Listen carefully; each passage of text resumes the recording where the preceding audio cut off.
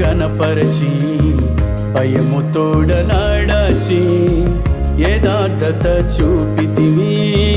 నీవు నన్ను గణపరచి భయముతోడ నడచి యథార్థత చూపితివి.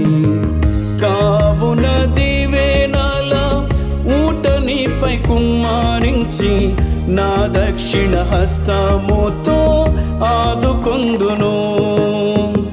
కావున దివేనాల ఊటనిపై కుమ్మారించి నా దక్షిణ హస్తముతో ఆదుకొందును. నేను నిన్ను ఎన్నడూ విడువాను, నేను నిన్ను ఎన్నడూ ఎడబాయను.